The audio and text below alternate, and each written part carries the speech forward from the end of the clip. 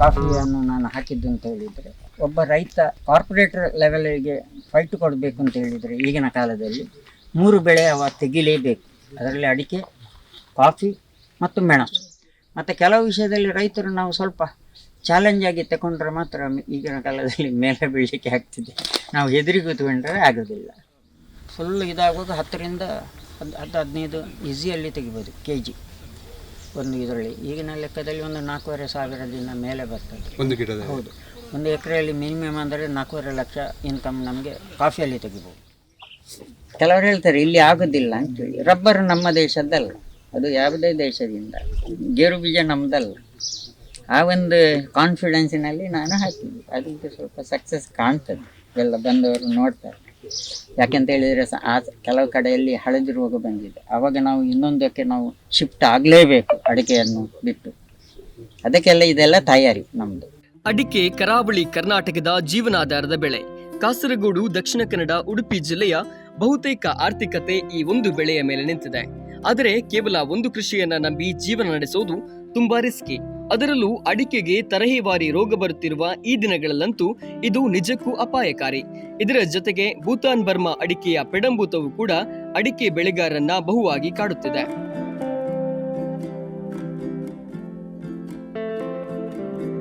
ಈ ಎಲ್ಲ ಕಾರಣಗಳಿಂದ ಆಗಾಗ್ಗೆ ಕೃಷಿ ತಜ್ಞರು ಬಹುಕೃಷಿ ಅಥವಾ ಮಿಶ್ರ ಕೃಷಿಯ ಅಗತ್ಯತೆಯನ್ನ ರೈತರಿಗೆ ನೆನಪಿಸುತ್ತಲೇ ಇರುತ್ತಾರೆ. ಇದೇ ಮಾದರಿ ಅಡಿಕೆ ತೋಟದಲ್ಲಿ ಹಲವು ಕೃಷಿಗಳನ್ನ ಮಾಡಿ ಸಾಮಾನ್ಯ ಅಡಿಕೆ ಕೃಷಿಕನಿಗಿಂತ 3 ಪಟ್ಟು ಹೆಚ್ಚು ಆದಾಯ ಗಳಿಸುತ್ತಿರುವ ರೈತರೊಬ್ಬರ ಯಶೋಗಾಥೆಯೊಂದಿಗೆ ನಾವಿಂದು ನಿಮ್ಮ ಮುಂದೆ ಇದ್ದೇವೆ. ದಕ್ಷಿಣ ಕನ್ನಡ ಜಿಲ್ಲೆಯ ಪುತ್ತೂರು ತಾಲೂಕಿನ ಚಿಕ್ಕಮಡ್ಡೂರು ಗ್ರಾಮದ ಅರಿಗಾ ಎಂಬಲ್ಲಿರುವ 73 ಹರೆಯದ ಅಜಿತ್ ಪ್ರಸಾದ್ ರೈ ಈ ಯಶಸ್ವಿ ರೈತ. ಈ ಇಳಿ ವಯಸ್ಸಿನಲ್ಲೂ 20ರ ಚಿರಯುವಕನಂತೆ ತೋಟದಲ್ಲಿ ಇವರು ಓಡಾಡುವುದನ್ನ ನೋಡುವುದೇ ಒಂದು ಖುಷಿ.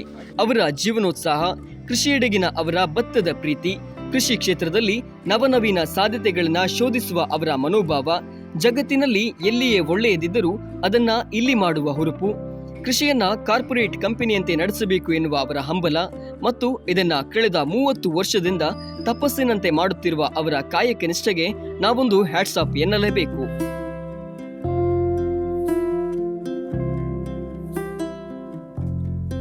ಇರುವ ಅಂದಾಜು 20 ಎಕರೆ ತೋಟದಲ್ಲಿ 6,000ಕ್ಕೂ ಹೆಚ್ಚು ಅಡಿಕೆ ಗಿಡಗಳಿವೆ. ಈ ಎಲ್ಲ ಗಿಡಗಳನ್ನ ಗಟ್ಟಿಯಾಗಿ ತಬ್ಬಿಕೊಂಡಿದೆ ಕಾಳುಮೆಣಸು. ಇದರ ಮಧ್ಯೆ ಕಾಫಿ ಗಿಡಗಳಿವೆ. ಇಷ್ಟಲ್ಲದೆ 100 ರಬ್ಬರ್ ಹಾಗೂ ಸಿಲ್ವರ್ ಮರಗಳಿವೆ. ಅವುಗಳಿಗೂ ಕೂಡ ಕಾಳುಮೆಣಸಿನ ಬಳ್ಳಿಗಳನ್ನ ಹಬ್ಬಿಸಲಾಗಿದೆ. ಈ ಮರಗಳ ಮಧ್ಯೆಯೂ ಕೂಡ ಕಾಫಿ ಗಿಡಗಳನ್ನ ನೆಡಲಾಗಿದೆ. ಹೀಗೆ ಅಡಿಕೆ, ಕಾಳುಮೆಣಸು ಹಾಗೂ ಕಾಫಿಯನ್ನ ಒಂದೇ ತೋಟದಲ್ಲಿ ಬೆಳೆದು 3 ಪಟ್ಟು ಆದಾಯ ಗಳಿಸುತ್ತಿದ್ದಾರೆ. ಅವರು ಮಾಡುತ್ತಿರುವ ಎಲ್ಲ ಕೃಷಿ ಹಾಗೂ ಅದರ ಸವಾಲುಗಳ ಬಗ್ಗೆ ಅವರ ಬಳಿಯೇ ಮಾತನಾಡಿಕೊಂಡು ಬರೋಣ ಬನ್ನಿ ವೀಕ್ಷಕರೇ. ಯಾವ್ದ್ರಲ್ಲೆಲ್ಲ ಈ ಕಾಳುಮೆಣಸು ಕೃಷಿ ಮಾಡ್ತಾ ಇದ್ದೀರಿ? ನಾನು ಮೇನ್ ಆಗಿ ಅಡಿಕೆ ಮತ್ತೆ ರಬ್ಬರಲ್ಲಿ, ಈಗ 2ರಲ್ಲಿ ನಾನು ಅದು ಮಾಡ್ತಾ ಇದ್ದೇನೆ. ಯಾವ್ದ್ರಲ್ಲಿ ಹೆಚ್ಚು ಲಾಭ ಅಂತ ಅನಿಸ್ತದೆ?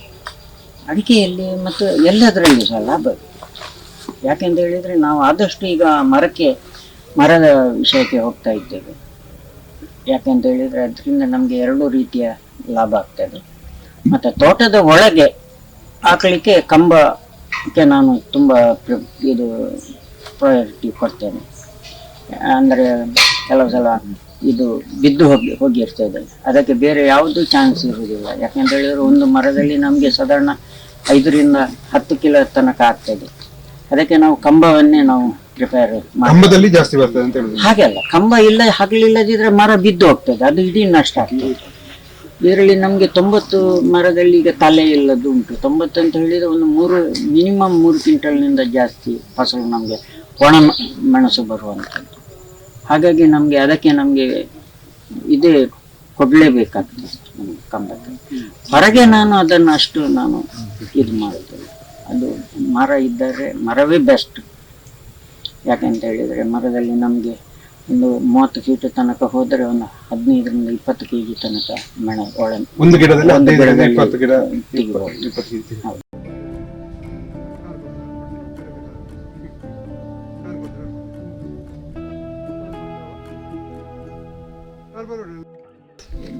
ಇದು ನಾನು ಯಾಕೆ ಕಾಫಿಯನ್ನು ನಾನು ಹಾಕಿದ್ದು ಅಂತ ಹೇಳಿದರೆ, ಒಬ್ಬ ರೈತ ಕಾರ್ಪೊರೇಟರ್ ಲೆವೆಲ್ಗೆ ಒಂದು ಫೈಟ್ ಕೊಡಬೇಕು ಅಂತ ಹೇಳಿದರೆ ಈಗಿನ ಕಾಲದಲ್ಲಿ 3 ಬೆಳೆ ಅವ ತೆಗಿಲೇಬೇಕು. ಅದರಲ್ಲಿ ಅಡಿಕೆ, ಕಾಫಿ ಮತ್ತು ಮೆಣಸು.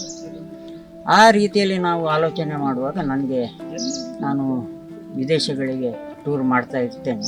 ಇಷ್ಟ ತನಕ ನಾನು 5 ಕಂಟ್ರಿಗೆ ನಾನು ಹೋದೆ. ಅಲ್ಲಿ ಹೋಗುವಾಗ ಅವರು ವಿಯೆಟ್ನಾಂನಲ್ಲಿ ಅವರು ವಿಸ್ತಾರ ರೀತಿಯಲ್ಲಿ ಕಾಫಿ ಬೆಳೀತಾ ಇದ್ದರು. ಆ ಟೈಮಲ್ಲಿ ನಮಗೆ ಏನಾಯಿತು ಅಂತ ಹೇಳಿದರೆ ಇಲ್ಲಿ ಸಹ ನಾವು ಯಾಕೆ ಮಾಡಲಿಕ್ಕೆ ಹೋಗ್ತು ಅಂತ ಹೇಳುವ ಒಂದು ಉದ್ದೇಶದಿಂದ ನಾನು ವಿಯೆಟ್ನಾಂನಿಂದ ಬಂದ ಕೂಡಲೇ ನಾವು ಈ ವಿಷಯದಲ್ಲಿ ನಾನು ಸ್ವಲ್ಪ ಆಲೋಚನೆ ಮಾಡಿದೆ. ಅದರ ಮುಂಚೆ ಸಹ ನನಗೆ ಇತ್ತು ಇಲ್ಲಿ ನಾವು ಕಾಫಿಯನ್ನು ತರಬೇಕು ಅಂತೇಳಿ. ಆ ನಿಟ್ಟಿನಲ್ಲಿ ನಾವು ಕಳೆದ ಸಲವೇ ಇಲ್ಲಿಯ ವಾತಾವರಣಕ್ಕೆ ಸೂಟ್ ಆಗ್ತದೆ. ಯಾಕೆಂತೇಳಿ ವಿಯೆಟ್ನಾಂ ಸಮುದ್ರ ಮಟ್ಟದಿಂದ ಮೇಲೆ ಇಲ್ಲ, ಅದು ಸಾಧಾರಣ ಒಂದು 200 ಮೀಟರ್ನಷ್ಟು ಅದರ ಒಳಗೆ ಇರುವುದು. ಅಲ್ಲಿ ಅತ್ಯುತ್ತಮ ರೀತಿಯಲ್ಲಿ ಅಲ್ಲಿ ಕಾಫಿ ಬರ್ತಾ ಉಂಟು. ಹಾಗಾಗಿ ನಾನು ಇಂಟ್ರೊಡ್ಯೂಸ್ ಇದು ಈಗ 11 ತಿಂಗಳಾದದ್ದು ಅಷ್ಟೇ. 11 ತಿಂಗಳಲ್ಲಿ ಈಗ ಅತ್ಯುತ್ತಮ ರೀತಿಯಲ್ಲಿ ನಿಮಗೆ ಕಾಫಿ ಬೆಳೆದದನ್ನು ಗಿಡ ಇದು ಕಾಣ್ತಾ ಉಂಟು ನಿಮಗೆ. ಹಾಗೆ ನಾನು ರಬ್ಬರಲ್ಲಿ ಆವಾಗ ರೇಟ್ ಬಿದ್ದು ಹೋಗಿತ್ತು. ಆವಾಗಲೇ ನಾನು ಆಲೋಚನೆ ಮಾಡಿದೆ, ಇದನ್ನು ಕಡಿಯುವುದು ಬೇಡ, ಇದೊಂದು ಕಂಬದ ರೀತಿಯಲ್ಲಿ ನಾವು ಉಪಯೋಗಿಸಿ ಇದಕ್ಕೆ ಕಾಳು ಮೆಣಸನ್ನು ಸಹ ಕಳೆದ ಸಲವೇ ನಾನು ಬಿಟ್ಟದ್ದು.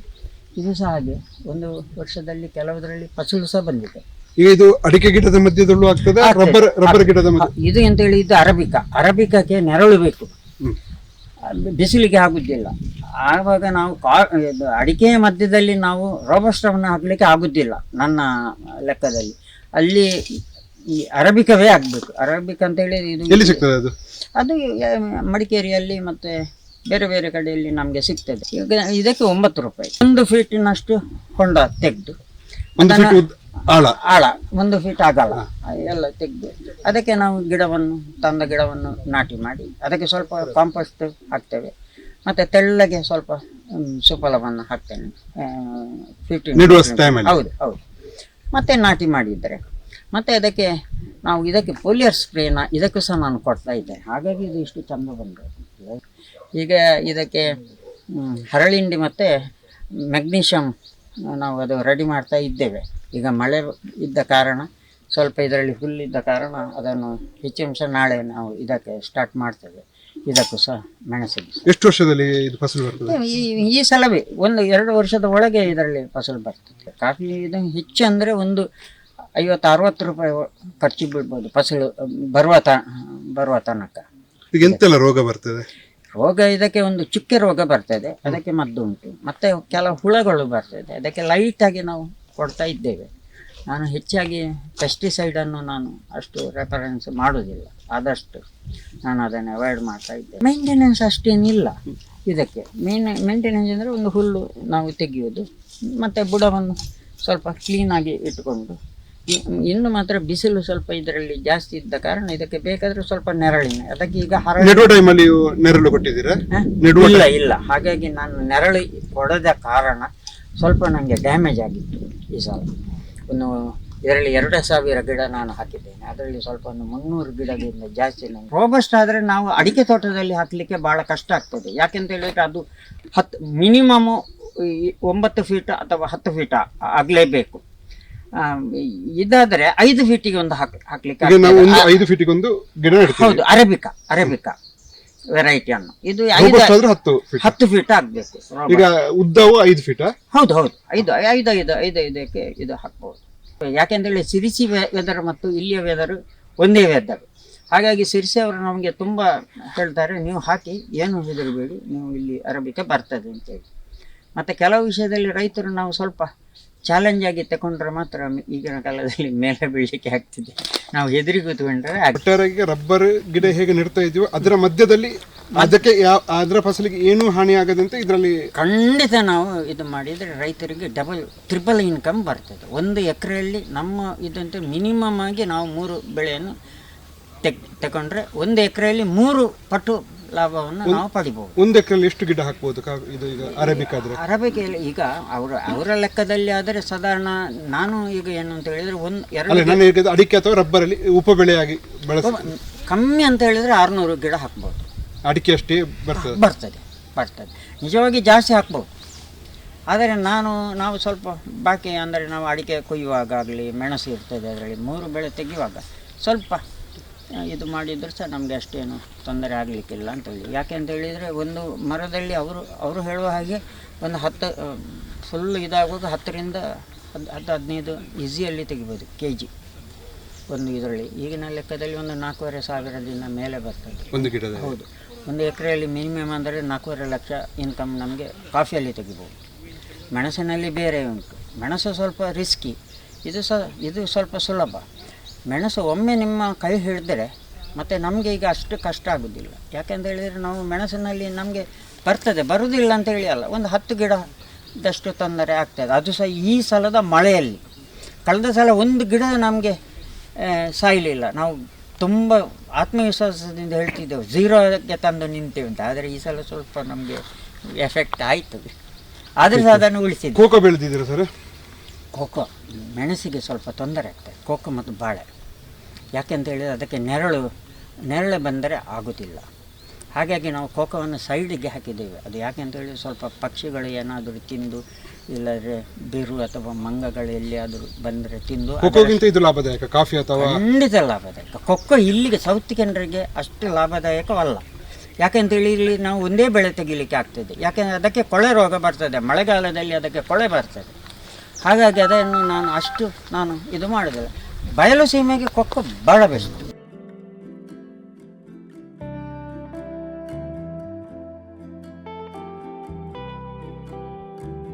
ಸರ್, ಈಗ ಇಲ್ಲಿ ಸಿಲ್ವರ್ ಹಾಕಿದ್ದಾರೆ. ಇದು ಆಕ್ಚುಲಿ ಮಲೆನಾಡಿನಲ್ಲಿ ಮಡಿಕೇರಿಯಲ್ಲೆಲ್ಲ ನಮಗೆ ಕಂಡು ಬರ್ತದೆ. ಹೌದು. ಇಲ್ಲಿ ಯಾಕೆ ಹಾಕಿದೆ? ಯಾಕೆಂತ ಹೇಳಿದರೆ ನಾನೊಂದು ಧೈರ್ಯದಲ್ಲಿ ಹಾಕಿದ್ದೆ. ಯಾಕೆ ನಾವು ಸಾಕಿದಾಗೆ ಅಲ್ಲ, ಇದರಲ್ಲಿ ಎಂತ ಲಾಭ ಉಂಟು? ಇದರಲ್ಲಿ ನಾವು ಈಗ ಒಳ್ಳೆ ಮೆಣಸಿಗೋಸ್ಕರವೇ ಇದನ್ನು ನಾನು ಮಾಡಿದ್ದು. ಒಳ್ಳೆ ಮೆಣಸು ಇದು ಅಂದರೆ ಇದು ಸೈಂಟಿಫಿಕ್ ಆಗಿ ನಿಮಗೆ ನೀವು ಅದನ್ನು ನೋಡಿ ಇದಕ್ಕೆ ಒಳ್ಳೆ ಮೆಣಸಿಗೆ ಲೆಕ್ಕದಿಂದ ಹೆಚ್ಚು ನೀರು ಸಹ ಇರಲಿಕ್ಕೆ ಕೊಡುದು. ಹಾಗೆ 2 ಕಡೆಯಲ್ಲಿ ಸಹ ಕಣಿ ಉಂಟು. ಬೆಡ್ ಸಿಸ್ಟಮ್ ಮಾಡಿದ್ದೇನೆ. ಮತ್ತು 12 ಫೀಟ್ ನಾನು ಇಟ್ಟಿದ್ದೇನೆ. 12 ಫೀಟ್ ಆಗೋ ಇದು ಮರ ಎಲ್ಲಿಯಾದರೂ 30 ಫೀಟ್ ತನಕ ನಾವು ಬೆಳೆಸಿದರೆ ಇದರಲ್ಲಿ ಒಂದು ಮೆಣಸಿನಲ್ಲಿ ನಮಗೆ ಒಂದು ಮರದಲ್ಲಿ ಒಂದು 20 kg ಸಹ ಜಾಸ್ತಿ ಇತ್ತು. ಗಿಡ ಬೆಳೆದು ಆಗುವಾಗ ತುಂಬ ಲೇಟ್ ಆಗುದಿಲ್ವಾ? ಲೇಟ್ ನೋಡಿ, ಈ ಸಲವೇ ನಾವು ಹಾಕಿದ್ದೇವೆ ನೋಡಿ, 2 ವರ್ಷದಲ್ಲಿ ಹಾಕಿದ್ದೇವೆ. ಬಾಕಿಯವರೆಲ್ಲ 1 ವರ್ಷದಲ್ಲಿ ಹಾಕ್ತಾರೆ ಮೆಣಸಿನ ಇದನ್ನು. 1 ವರ್ಷದಲ್ಲಿ ಮಧ್ಯದಲ್ಲಿ ನಾವು ಇದಕ್ಕೆ ಕಾಫಿಗೆ ಅಂತೇಳಿ ಇದು ಸಹ ನಾವು 2 ಉದ್ದೇಶದಿಂದಲೇ ನಾವು ಮಾಡಿದ್ದು. ಕಾಫಿ ಹಾಕ್ತೇವೆ ಖಂಡಿತವಾಗಿ. ಎಷ್ಟು ಗಿಡ ನೆಡಬಹುದು? ಇದು ಸಾಧಾರಣ ನಾವು ಅಂದರೆ 10 ಫೀಟ್ 500 ಗಿಡ ಹಾಕ್ಬಹುದು. 10-12 ಹೌದು, 10 ಇದೆಲ್ಲ 10. ಇದು ಬೆಡ್ ಸಿಸ್ಟಮ್. ನೀರು ಒಂದು ಚೂರು ನಿಲ್ಲದಾಗೆ ನಾವು ಇದು ಲೇಟೆಸ್ಟ್ ಮೆಥಡಲ್ಲಿ ನಾವು ಮಾಡಿದ್ದು. ಗಿಡ ಎಲ್ಲಿಂದ ತಂದ್ರಿ? ಇದು ಹಾಸನದಿಂದ. ಇದು ನೆಡುವ ಕ್ರಮ ಹೇಗೆ? ಇದರ ಹಾಗೆ ಬಾಕಿ ಹಾಗೆ 1-1.5 ಫೀಟಿನಷ್ಟು ಹೊಂಡ ತೆಗೆದು ಮತ್ತೆ ಅದನ್ನು ಮುಚ್ಚಿ ಮತ್ತೆ ಅದಕ್ಕೆ ಗಿಡ ನಾಟಿ ಮಾಡುದು. ಗೊಬ್ಬರ ನಾವು ಇದಕ್ಕೆ ಮಾತ್ರ ಸ್ವಲ್ಪ ಜಾಸ್ತಿ ಕೊಡ್ತೇವೆ. ನಮ್ಮ ಉದ್ದೇಶ ಯಾಕೆ ಅಂತ ಹೇಳಿದರೆ, ಯಾಕೆ ಇಲ್ಲಿ ಕೆಲವರೆಲ್ಲ ಹೇಳ್ತಾರೆ ಇಲ್ಲಿ ಬರುವುದಿಲ್ಲ ಅಂತ ಹೇಳಿದರೆ ನಾವು ಇದಕ್ಕೆ ಸರಿಯಾದ ಗೊಬ್ಬರ ಯಾರು ಕೊಡುವುದಿಲ್ಲ. ಇದಕ್ಕೆ ನಾನು ಗೊಬ್ಬರ ಕೊಡ್ತೇನೆ, ನೀರು ಕೊಡ್ತೇನೆ, ಫರ್ಟಿಲೈಸರ್ ತುಂಬ ಕೊಡ್ತೇನೆ. ಹಾಗಾಗಿ ಇದು ಹೀಗೆ ಬರಲಿಕ್ಕೆ ಉದ್ದೇಶ ನೀವು ಬರೀ ಮೆಣಸು ಮತ್ತೆ ನೆರಳಿಗೆ ಇದು ಕಾಫಿ. ಇದಕ್ಕೆ ನೀರಾವರಿ ಇದಕ್ಕೆ ಆಟೋಮೇಷನ್ ಉಂಟು. ಅದು ಇದಕ್ಕೆ ನಾವು ಅರ್ಧ ಗಂಟೆ ನಾವು ಇದಕ್ಕೆ ಕೊಡ್ತೇವೆ. ಅದಕ್ಕೆ ಬೇಕಾದಂಥ ಇದು ಉಂಟು, ಟೈಮಿಂಗ್ ಎಲ್ಲ ಸೆಟ್ ಮಾಡಿ ಅವರು ಹೋಗಿದ್ದಾರೆ. ಅದು ಜೈನ್ನವರು ಅಭಿಜಿತ್ ಅಂತ ಹೇಳುವವರು ಅದನ್ನು ಇಲ್ಲಿ ಫಿಟ್ ಮಾಡಿ ಕೊಡ್ತಾರೆ. ಒಂದು ದಿವಸಕ್ಕೆ ಎಷ್ಟು ಲೀಟರ್ ನೀರು ಬೇಕು? ಲೀಟರ್ನಲ್ಲೆಲ್ಲ ನಾವು ಅರ್ಧ ಗಂಟೆ ನಾವು ಇದಕ್ಕೆ ಕೊಡ್ತೇವೆ ಒಂದು ದಿವಸಕ್ಕೆ. ಅಂದರೆ ಇದು ಇದರಲ್ಲಿ ಅದು ಸ್ವಲ್ಪ ಜಾಸ್ತಿ ಬರ್ತದೆ. ನನ್ನಲ್ಲಿ ಕೂಡ ಒಂದು 10 ಲೀಟರ್ ಸಹ ಜಾಸ್ತಿ ಬರ್ತದೆ. ವರ್ಷಕ್ಕೆ ಎಷ್ಟು ಗೊಬ್ಬರ ಸಹ 2 ತಿಂಗಳಿಗೊಮ್ಮೆ ಹಾಕ್ತೇನೆ. 2 ತಿಂಗಳಿಗೊಮ್ಮೆ ಹಾಕಲಿಲ್ಲ ಸಾಧ್ಯ ಇಲ್ಲ. ಯಾಕೆಂತ ಹೇಳಿದ್ರೆ ಇದು ಹೀಗೆ ಬರಲಿಕ್ಕೆ ಏನು ಕಾರಣ ಅಂತ ಹೇಳಿದರೆ, ನಾವು ಖಾಲಿ ನೆಟ್ಟು ಬಿಟ್ಟರೆ ನಾವು ಈಗ ರಬ್ಬರಿಗೆ ನಾವು ಹಾಕೋದಿಲ್ಲ. ಕೆಲವರು ಹೇಳ್ತಾರೆ ಇಲ್ಲಿ ಆಗೋದಿಲ್ಲ ಅಂತೇಳಿ. ರಬ್ಬರ್ ನಮ್ಮ ದೇಶದ್ದಲ್ಲ, ಅದು ಯಾವುದೇ ದೇಶದಿಂದ, ಗೇರು ಬೀಜ ನಮ್ಮದಲ್ಲ. ಆ ಒಂದು ಕಾನ್ಫಿಡೆನ್ಸಿನಲ್ಲಿ ನಾನು ಹಾಕಿದ್ದೆ. ಅದಕ್ಕೆ ಸ್ವಲ್ಪ ಸಕ್ಸಸ್ ಕಾಣ್ತದೆ, ಎಲ್ಲ ಬಂದವರು ನೋಡ್ತಾರೆ. ಯಾಕೆಂತ ಹೇಳಿದರೆ ಆ ಕೆಲವು ಕಡೆಯಲ್ಲಿ ಹಳದಿ ರೋಗ ಬಂದಿದೆ, ಆವಾಗ ನಾವು ಇನ್ನೊಂದಕ್ಕೆ ನಾವು ಶಿಫ್ಟ್ ಆಗಲೇಬೇಕು ಅಡಿಕೆಯನ್ನು ಬಿಟ್ಟು. ಅದಕ್ಕೆಲ್ಲ ಇದೆಲ್ಲ ತಯಾರಿ ನಮ್ಮದು.